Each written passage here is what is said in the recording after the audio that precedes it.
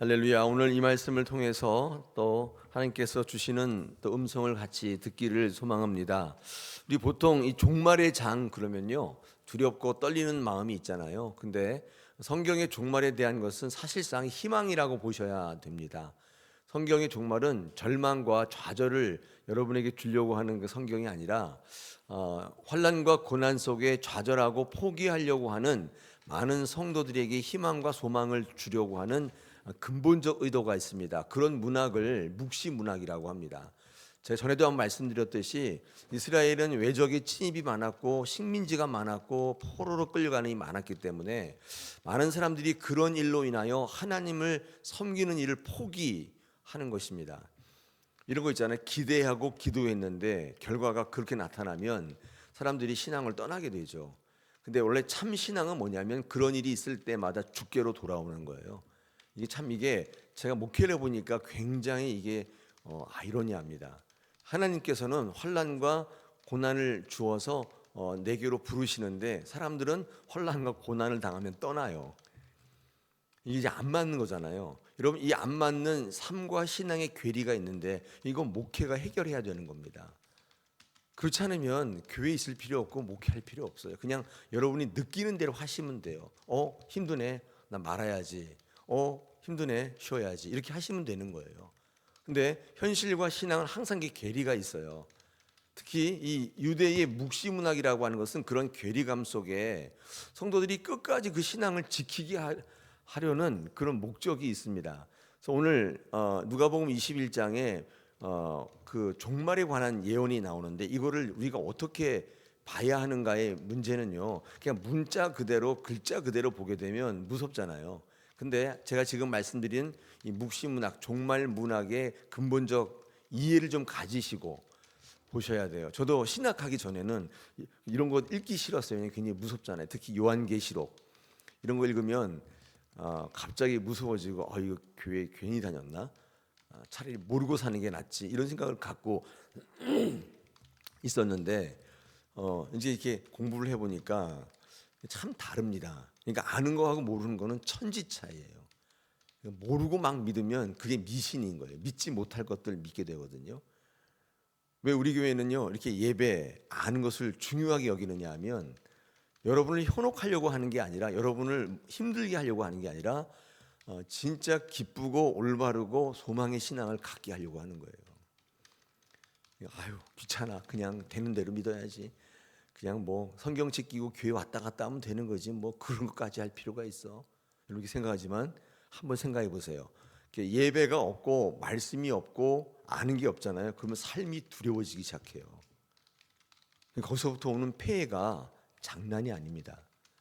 오늘 그런 차원에서 이 말씀을 좀 나누겠는데, 원래 이 말씀을요 어디까지 읽어야 되냐면 28절까지 읽어야 되는데 오늘은 일단 19절까지만 읽었습니다. 왜냐하면 오늘 이 두 부분, 오늘 말씀은 크게 두 부분으로 나눠지는데, 첫째가 5절부터 19절까지가 사명을 다하지 않는 성전의 몰락을 예고하고 있어요. 하나님께서 성전을 세우셨는데 사명을 다하지 않아요. 성전을 통해서 하나님을 알아가는 게 아니라 성전에서 뭐 장사하고 뭐 성직자들 뭐 내세우고 뭐 직분 주신 걸 가지고 오해해가지고 뭐 군림하고 월권하고 권위를 무시하고 난리였습니다. 그러니까 이 성전이 있을 필요가 없겠다 생각돼서 무너뜨려요. 아예 없애버리는 거예요. 이걸 성경에서 뭐라고 하냐면 잔을 옮긴다 또는 촛대를 옮긴다, 그렇게 얘기해요. 그런 일이 있다는 거죠. 그러니까 이런 것들이 굉장히 중요한 것이지, 무슨 뭐 이거를 잘못 이해해서 세상의 종말 이렇게 하면은 여러분의 삶에 굉장히 폐해가 있어요. 그러니까 성전이 몰락한다는 사실을 통해서 우리는 이제 유대교가 아니라 기독교잖아요. 그러니까 교회가 예배가 몰락할 수 있겠구나, 이런 사실로 이렇게 끌어갈 수 있어. 이게 신학적인 해석인데 이게 없으면 되게 이상해요, 이거. 그게 5절부터 19절까지가 있고요. 또 하나가 뭐냐면 20절로 28절까지 예루살렘의 종말을 예고하고 있습니다. 예루살렘이라는 건 뭐예요? 우리의 종교적 공동체인데요. 우리의 삶도 될 수 있고, 예루살렘이라고 하는 하나님의 어떤 장소인데 도시인데 그게 교회일 수도 있겠지만 여러 가지 있을 수 있겠죠.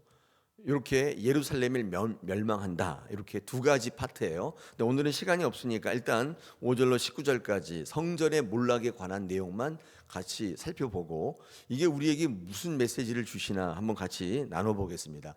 여러분, 교회에 주시는 메시지가 굉장히 크죠. 이 성전 몰락의 이 메시지, 제가 제 대전제를 말씀드렸는데 이거 세상 종말에 대한 이야기가 아니에요. 세상 종말에 대한 이야기는요 29절로 30절 따로 나와요. 오늘 이 부분을 한번 같이 나눠보겠습니다. 5절에서 분명히 뭐라고 되어 있냐면요, 이렇게 되어 있습니다. 어떤 사람이 성전을 가리켜 이렇게 얘기하잖아요. 그러니까 지금 19절까지 얘기는 성전에 관한 얘기지 세상의 얘기들, 종말, 뭐 우주의 종말 이런 얘기가 아닙니다. 성전이 몰락한다는 뜻입니다. 하나님이 주신 사명을 감당하고자 세워진 성전이 몰락할 때 어떤 전조 증상들이 있는가 이게 물었단 말이에요. 그때 다시 한번 정의하지만 이 성전의 몰락이라는 것은 하나님을 섬기는 일에 대한 몰락이에요. 그 다음에 요즘으로 말하면 교회가 몰락하고 예배가 몰락하는 것을 의미하는 것으로 볼 수 있기 때문에 이렇게 해석하면 되겠죠. 교회가 몰락할 때, 예배가 몰락할 때 어떤 증상들이 있습니까? 어떤 일들 때문에 교회가 이렇게 됩니까? 이렇게 이해하면 좀 편할 수 있겠습니다. 자, 처음 보니까 뭐라고 되어 있냐면 이렇게 되어 있습니다. 우리 그 7절에 보니까 그 8절에 보니까 미혹이 있다고 되어 있습니다. 미혹이. 근데 이제 그 앞에 여러분 그 6절 같은 데 보니까 5절 6절 같은 데 보니까 이 성전을요 이 아름다운 돌과 헌물로 꾸몄다고 되어 있잖아요. 그러니까 이제 이게 뭐냐면 겉만 꾸미고 이 성전에 있는 기능을, 사명을 감당하지 않은 그 모습을 보면서 이제 마지막으로 예수님께서 말씀하시는 거예요. 저런 성전이 이제 있을 필요가 없겠다. 저는 한국 교회에 주신 메시지가 많은데 이게 한국 교회가 세상에 교회도 많고 믿는 사람도 많은데 이런 부분 있잖아요. 겉만 꾸미고 속에 성도들의 변화와 성숙은 전무하고 겉만 이게 아름답게 뭐 꾸미고 그러면은 그게 될 줄 알고 생각하시는데 좀 이렇게 안타까운 면이 있어요. 그런 거 주장하시기 전에 내가 말씀으로 변화되고 예배하는 자의 모습으로 바뀌고, 여러분 어저께 우리 말씀 나눴잖아요. 그게 붐이라고 말씀드렸잖아요. 근데 수적인 증가, 뭐 뭘 고치고 뭘 그러면 사람이 많이 올 것처럼 이게 좀 그런 거예요, 여러분. 우리들끼리 얘기니까 말씀을 드리는 거예요. 제가 이렇게 거의 30년 가까이 목회하면서 그런다고 성도가 늘고 변화가 일지 않습니다. 물론 안 하는 것보다 훨씬 낫죠. 뭐 외벽을 꾸미고 뭘 붙이고 그러면은 보기는 좋은데 그런다고 부흥이 되는 게 아니에요. 우리 교회는 이게 성전이 몰락할 때에 이런 그 동기가 겉만 꾸미고 아름다운 돌 같은 거 갖다 붙이고 뭐 헌물로 꾸미고 이렇게 해놨는데 주님이 보실 때 우셨다니까요. 기능은 감당하지 않고 그래야 뭔가 되는 것처럼 생각하는 많은 헛된 사람들 때문에 이게 안 되는 거죠. 제가 늘 말씀드리듯이 말씀으로 저와 여러분이 바뀌지 않으면, 변화되지 않으면 부흥을 꺼내면 안 돼. 그런 얘기를 꺼내시면 안 돼요. 그렇게 되는 게 아니에요. 우리나라 교회가 예전에 사람들 많이 모이게 할 때 뭐 성전을 의리하게 짓고 그러면 이제 하도 못 먹고 못 사는 민족이 집도 없고 그래가지고 큰 성전이 있으면 뭔가 있는 것처럼 막 얘기했단 말이에요. 근데 지금 패러다임은 그런 게 아니에요. 많은 성도들이 이 교회 안에 뭐가 있나, 정말 하나님이 계시는가, 세상과 구별되는가 조금 아시는 분들은 그런 교회를 찾아다녀요. 제가 주일에 여기 주중에 앉아 있으면 전화를 많이 받아요. 이게 겉보기에는 뭐 교회 같은데 이 교회가 어떤 교회인가 전화해서 물어봐요, 저한테. 여러분, 우리 그 교회 앞에 문에 이렇게 전화번호 붙어 있잖아요. 그 전화를 걸면 저한테 전화로 와요. 걸어놨기 때문에. 교회 와서 문은 안 열리는데 그 전화번호가 있으니까 물어보는 거예요. 그래서 뭐 성도는 얼마입니까? 이런 거 물어보지 않고 뭘 물어보냐면 대표적으로 교회 학교가 있어요. 어떤 분은요, 전도사님들이 계세요? 이런 얘기. 왜냐면 조그만 교회 같은데 그런 게 있나를 물어보는 거예요. 이건 무슨 말이죠? 사람이 얼마나 많아야 그런 게 아니라 여기에 정말 신앙적 내실이 있는가를 물어보는 거잖아요. 그럼 저가 아유 당연히 있죠. 이렇게 얘기한단 말이에요. 근데 뭐 그다음에 뭐 여러 가지 일이 있겠지만 오늘 이런 면에서 이 성전 몰락에 대한 이 이유, 겉만 꾸미고 건물로 꾸며놓고 이런 거를 부흥이라고 얘기하는 성전을 보면서 내가 이제 몰락시키겠다, 없애버리겠다. 이런 여러분 주님의 이 마지막 고난의 주간의 한 행보로서 이 성전 몰락을 예고하는 것은 굉장히 한국교회 주시는 의미가 크다고 보겠습니다. 자, 그러면 이 성전이 몰락할 때 어떤 증상이 있을까? 첫째 보니까 우리 8절에 미혹함이 있다는 것입니다. 예수의 이름으로 다가와서 때가 가까이 왔다고 자꾸 이야기한다는 거예요. 이게 무슨 말이냐? 이 교회가 무너지고 우리의 예배가 무너질 때 첫째가 뭐냐면 거짓 교사들, 왜곡된 말씀의 선포들이 있단 말이에요.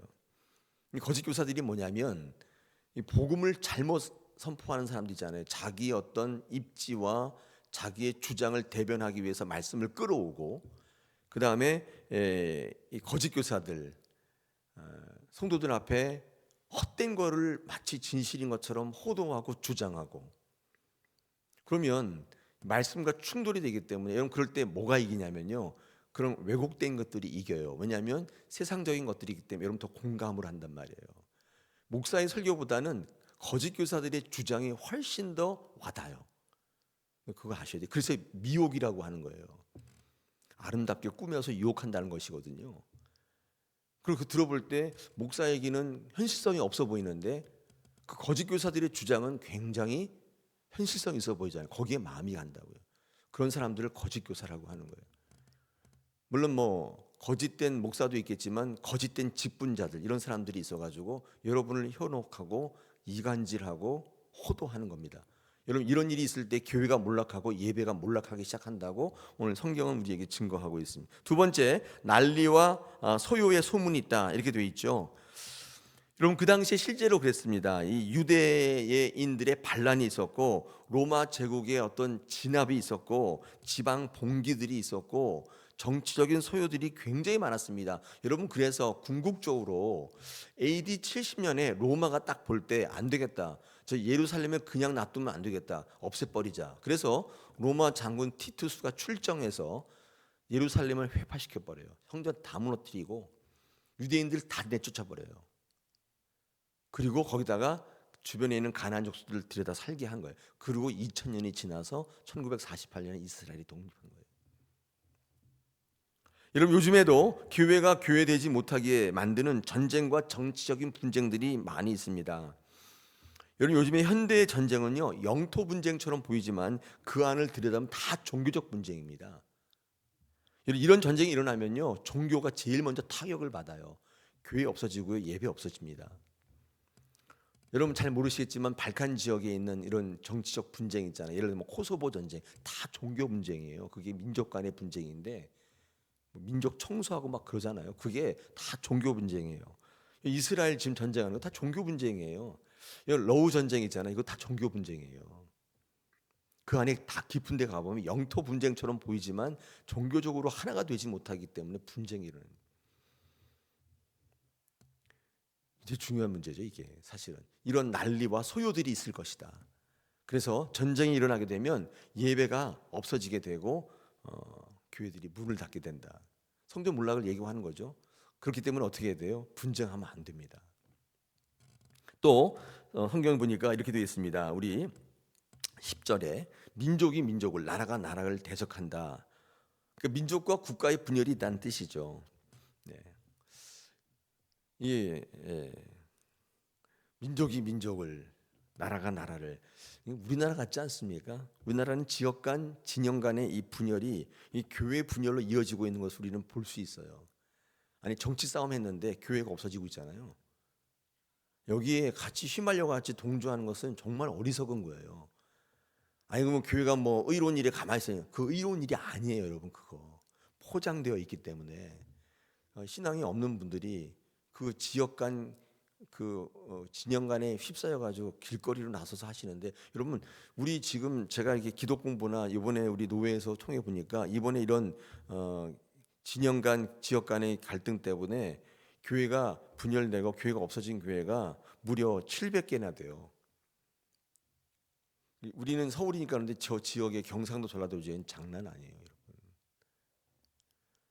최소한의 분열을 겪었고 사람들이 나갔고 이런 보고가 있는 것들이 한 700여, 그러니까 600 몇 개 교회가 돼요. 그럼 이게 하나님의 뜻이에요? 그럼 그 뒤엔 사탄이 있는 거죠. 여러분이 그걸 아셔야 돼요. 거기에 놀아나면 안 된다고요. 기도하셔야 돼요.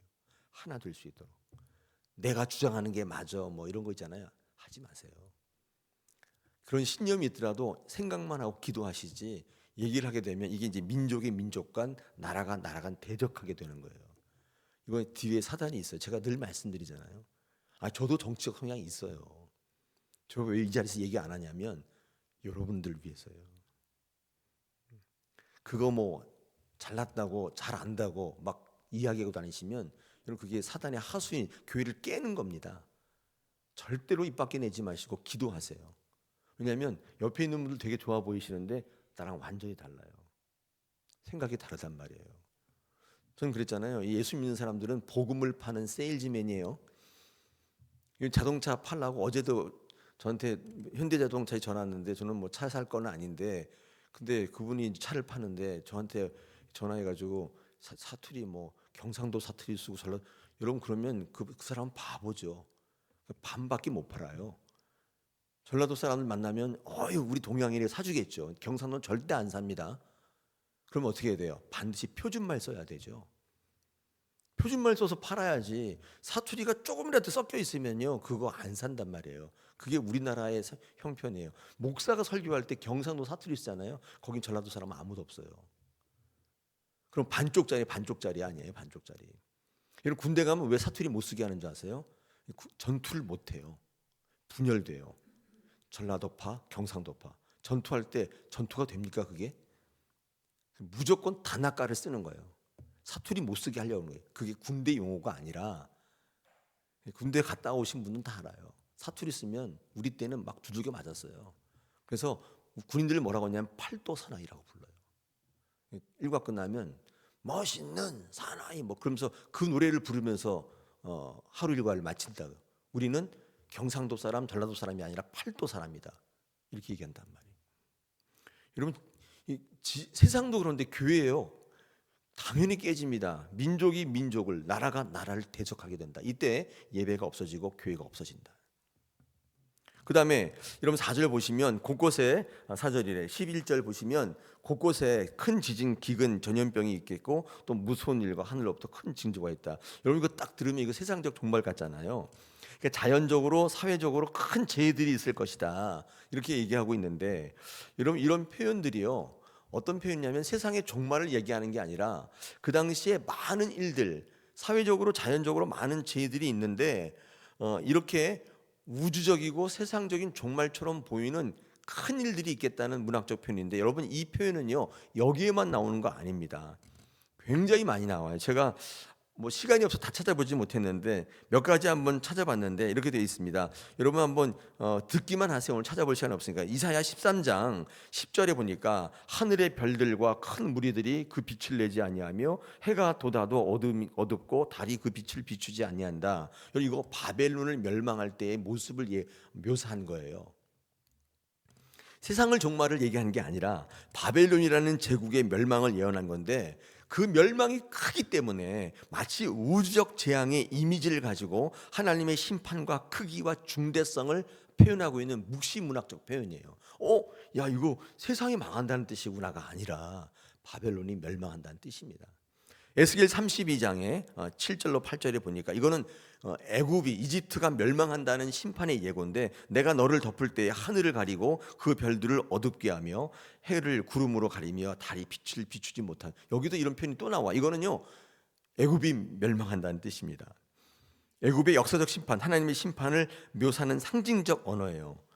자연계가 흔들리는 듯한 충격이 있을 것이다 하는 얘기지.